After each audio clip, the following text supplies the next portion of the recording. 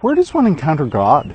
Read a couple of things. One of them on the Sufi quotes page, where Rumi says, I looked for God and I didn't find anything. I looked for myself and I found God. But I've also seen the idea that God, in some sense, Allah, in some sense, infuses nature. So I think I'd be interested in knowing about that. How does one encounter God? A human being is a veil himself. And when he lifts this veil of I, he encounters God. I mean, this whole universe, and what is seen and what is unseen, including you and me and everything, right? This is all multiplicity. This is all multiplicity. This is all the reflections of the attributes of Allah subhanahu wa ta'ala. Whatever is present. Whatever has been created, or whatever the creation is the reflection of the Creator. Right? So one way to encounter God is to reach Him, or to experience His glance through the reflections. Right? We see the beauty, and we actually see the beautiful. Right? We have this. I mean, since we are experiencing this physical life, so it is very natural for a human being that we want to feel that touch, right? We want to feel or probably experience God in 3D, in 3 dimensions, right? But He is beyond any dimension, right? So it is not possible as such that I can touch God. If I can touch Him, He is not God. It is an idol, right? So God is beyond all the human possibilities as such, beyond all the human perceptions as such. So to encounter God while still in this physical existence, it is impossible in that sense. But then again, you have quoted Mawlana Rumi, and he has rightly said that I searched for God, right? This reflects what? That I was searching outwardly. I searched for God. Search means that you embark on journey, you go here and there and to look for something, because back in your mind is that something has been lost.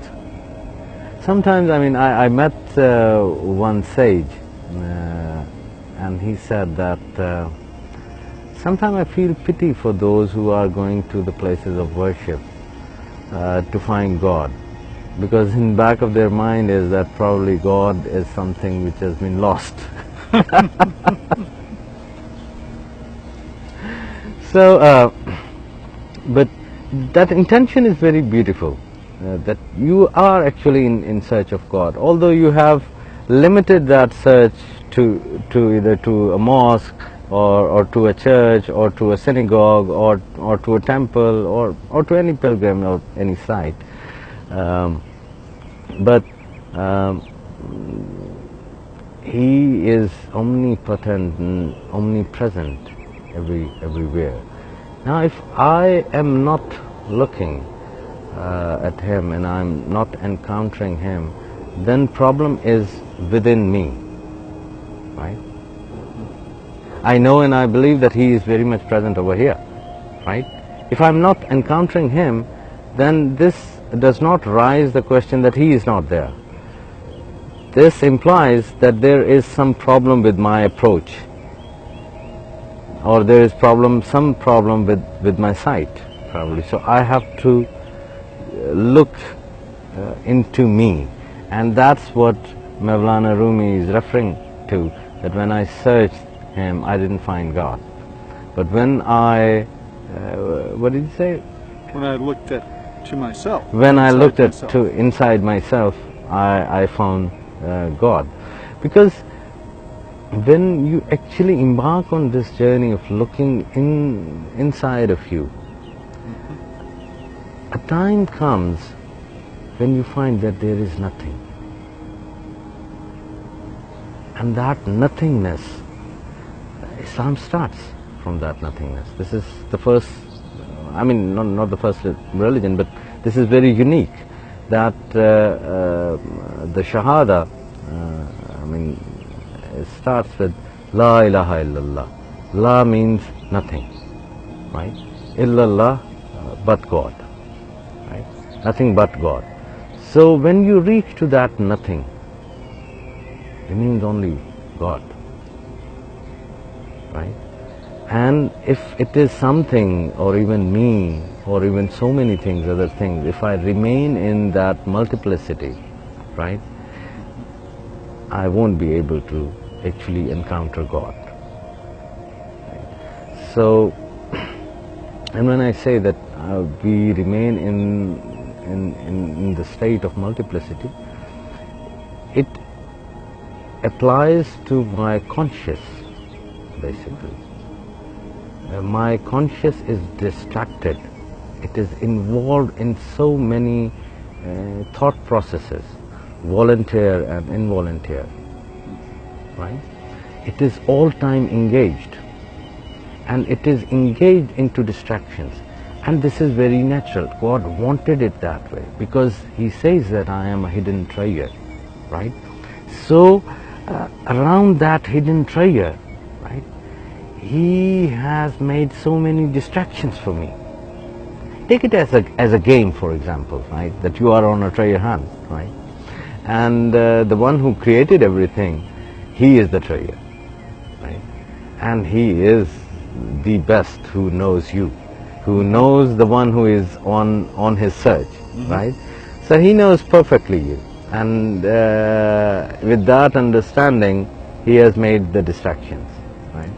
So your thoughts also become a distraction, and your thought of searching Him also becomes a distraction, because then you go into that thought all the time, and He is not thought, He is being. فَقَدْ أَرْفَ نَفْسَهُ فَقَدْ أَرْفَ رَبَّهُ, that the one who knows himself knows thy Lord, right? So this self-knowledge is very important, and the realization of the self-knowledge is that it's nothing, and whatever we have built on that nothing is an assumption. So how a veil itself can see the one it is hiding? So I am the veil, actually.